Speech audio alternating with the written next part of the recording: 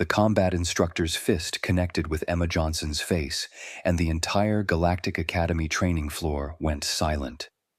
Not the natural silence of a pause between exercises, not the respectful silence of observers watching a demonstration. This was the kind of silence that made prey animals freeze in tall grass, the kind that preceded avalanches, the kind that suggested something fundamental in the universe had just shifted and nobody wanted to be the first to acknowledge it. Kael'thas, 317 years of combat experience across 42 star systems, stood with his primary striking appendage still extended, staring at the human student who had just absorbed a blow that should have sent her sprawling across the training mat. According to YouTube analytics, 99.6% of viewers are not subscribed. That's a huge number. By subscribing the channel that is completely free, you'll help support the channel and never miss fresh content. Emma Johnson, 22 Earth years old, engineering track, unremarkable academic record, stood exactly where she'd been standing 3 seconds ago. She hadn't fallen, hadn't staggered, hadn't made a sound. She just stopped moving, completely still. Commander Xilax, we have a code predator on training floor 7. The security officer's voice crackled through the station-wide channel, barely concealing panic. All biometric sensors are registering freeze response from 47 species simultaneously. Request immediate intervention. On the training floor, Emma's eyes hadn't left Kael'thas's face. She wasn't blinking, wasn't breathing hard. Her expression hadn't changed at all. Not anger, not pain, not fear.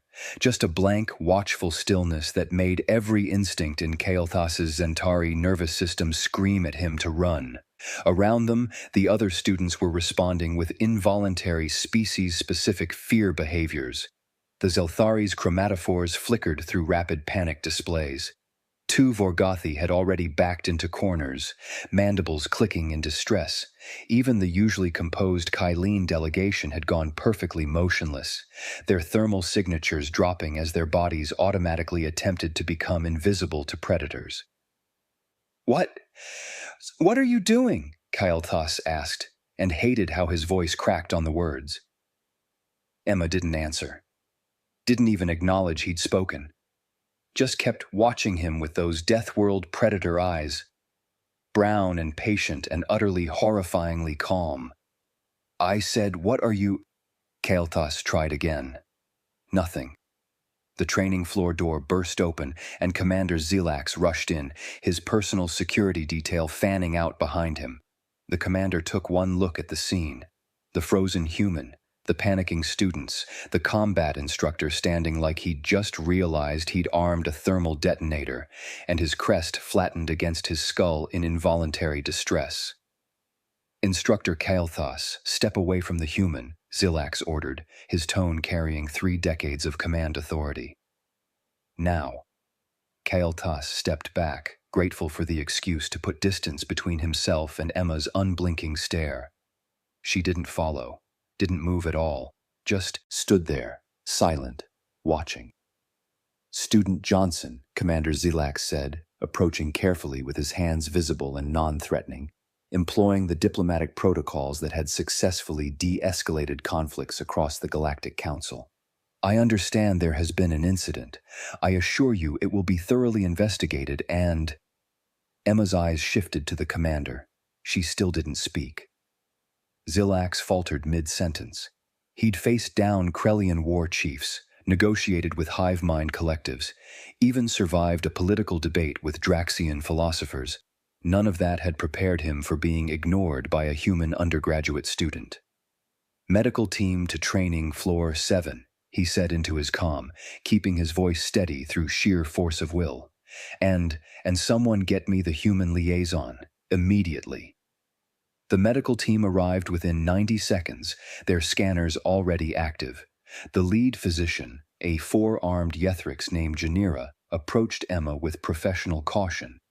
"Student Johnson, I need to assess your injuries," Janira said gently. "Will you permit a scan?" Emma didn't respond, didn't object, just stood there. Janira performed the scan anyway, her medical scanner humming as it analyzed Emma's biometrics. The physician's facial tendrils stiffened in confusion as she read the results. "Commander," Janira said quietly, "her vital signs are controlled. Heart rate at 62 beats per minute, respiration steady, cortisol levels normal. No signs of shock, trauma response, or neurological impairment. She's not frozen from injury or fear. This is voluntary," Zilax finished, the word tasting wrong in his mouth. "She's choosing this." That was somehow worse.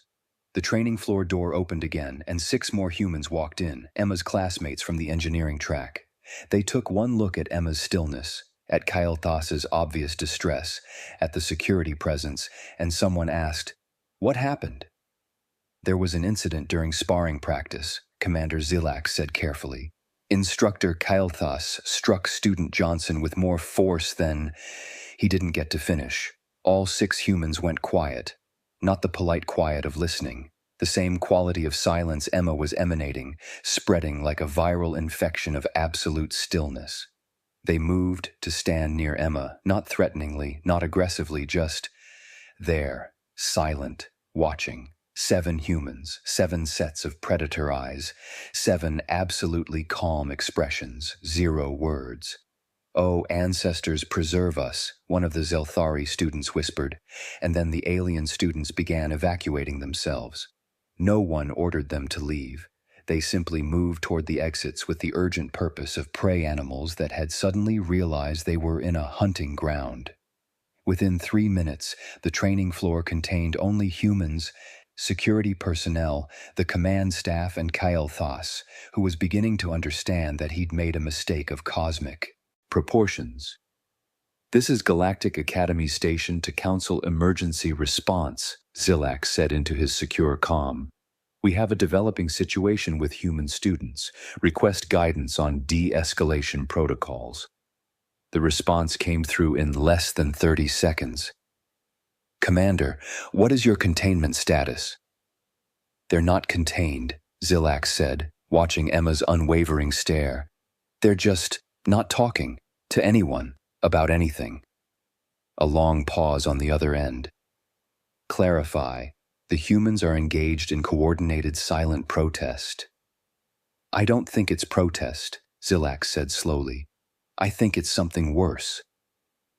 2 hours into the silence, xenopsychology expert Talana arrived from the Council's main research vessel. She'd studied 214 species across the Galactic Council, written 17 papers on interspecies conflict resolution, and trained 3 generations of diplomats in cross-cultural communication. She took one look at the 7 silent humans and immediately accessed the Galactic database on Deathworld predator behavior.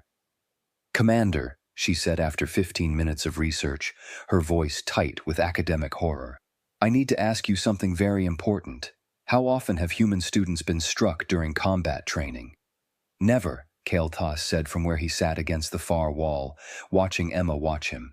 "Standard protocol is non-contact sparring for species whose physiology we're still cataloging.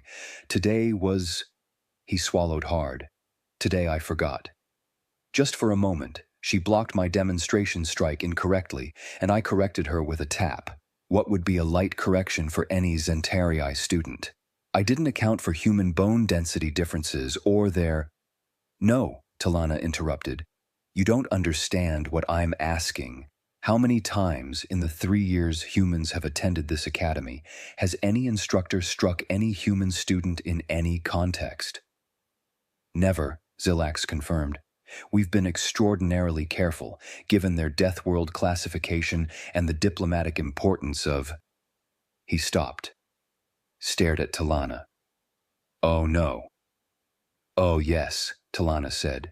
"We've been operating on human restraint without understanding it was restraint. They've been accommodating our training methods, our social protocols, our entire educational structure, and we've been mistaking their cooperation for compatibility." She pulled up holographic displays showing Earth predator behavior studies. "Look at this. Deathworld predator species use silence as a weapon. Before an attack, many go absolutely still, conserving energy, assessing threats, deciding on action. The prey species evolved to recognize this silence as imminent danger. But Emma's not attacking, Kael'thas protested weakly. No, Talana agreed. She's not. And that's what's terrifying you, isn't it? You don't know what she's doing. The uncertainty is worse than any physical threat. She was right.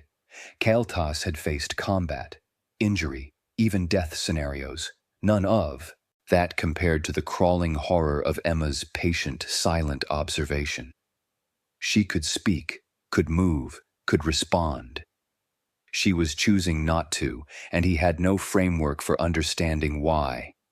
I've reviewed Earth cultural databases, Talana continued. They have a concept called the silent treatment. It's considered one of their most severe forms of social punishment. They weaponize the absence of interaction. Commander Zilax felt something cold settle in his thorax. We need interaction to resolve conflict. All our protocols, all our mediation techniques require verbal engagement from both parties. Yes, Talana said quietly, and the humans have just demonstrated they can simply opt out of that requirement. They've identified our dependency on communication and removed it as an option. So what do we do? Talana looked at the silent humans, then at Kael'thas, then back at her data. We wait, because forcing interaction with a Deathworld predator that's choosing not to engage is... She didn't finish the sentence. Didn't need to. 4 hours into the silence, station productivity had dropped by 34%. Aliens were avoiding corridors where they might encounter the silent humans. 3 separate academic departments had requested remote work privileges. The cafeteria reported that non-human students were eating in their quarters rather than risk the communal dining area. The Galactic Academy Board convened an emergency session via holographic conference. This is unprecedented, board member Sylar declared, his image flickering with administrative distress. We need a resolution immediately. The educational environment is being disrupted by... By what? Zilax interrupted. By humans standing quietly. They haven't threatened anyone, haven't violated any regulations. They're simply not talking. The psychological impact is severe, another board member argued. Other students are experiencing trauma responses. We have medical reports of anxiety attacks, disrupted sleep cycles, and... And whose fault is that? Talana cut in sharply. We struck one of them, during training, without warning. After 3 years of carefully avoiding physical contact, we violated our own protocols, and they're responding within the boundaries of acceptable behavior. Acceptable? Sylar's crest rose in agitation. There's nothing acceptable about weaponized silence. Isn't there? Talana pulled up comparative data. The Zelthari use pheromone manipulation to influence emotional states. The Draxians employ philosophical paradoxes to create cognitive paralysis.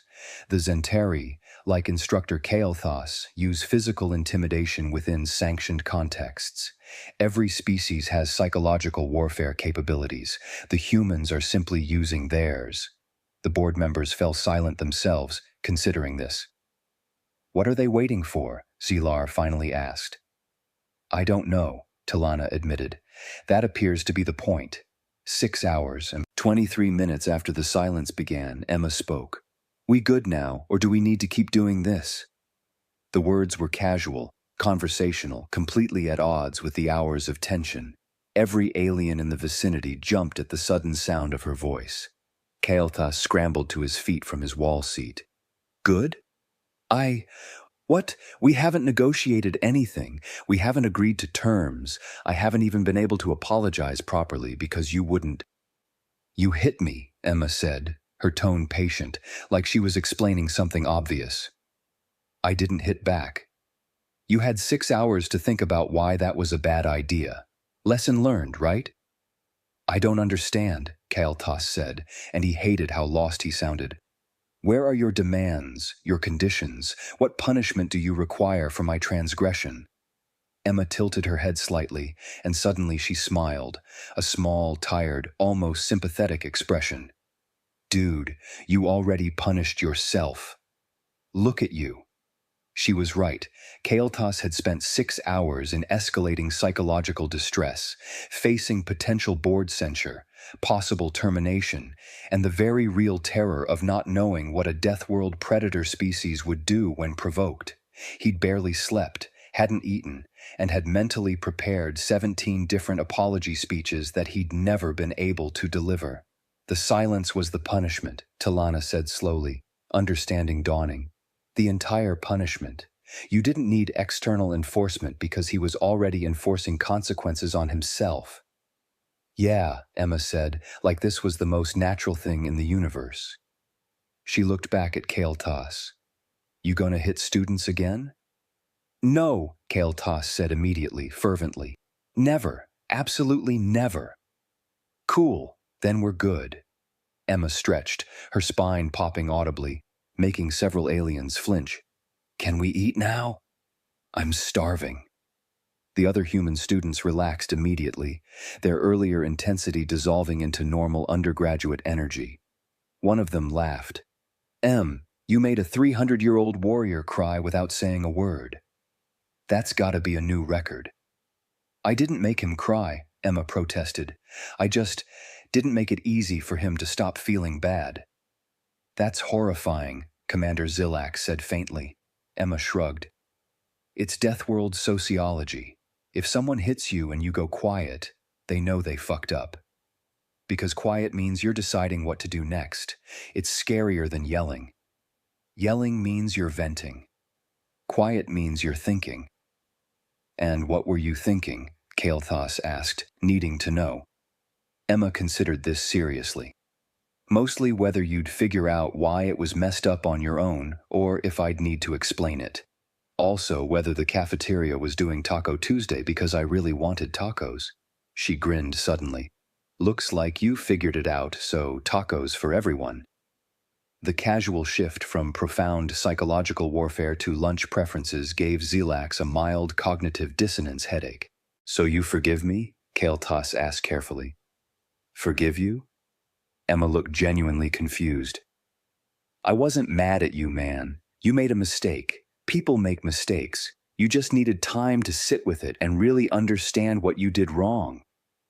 That's all the silence was, giving you space to learn. She paused. Did you? Learn, I mean?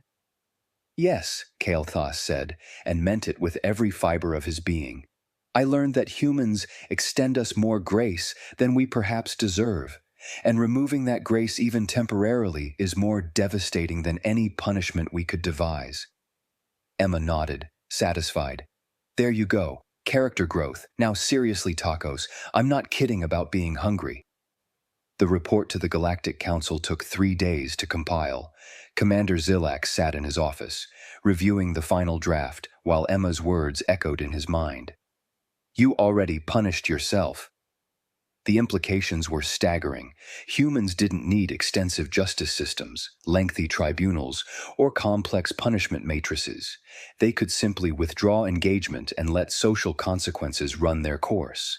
The silent treatment wasn't cruelty, it was efficiency. Force the transgressor to confront their actions without the distraction of argument or the comfort of interaction.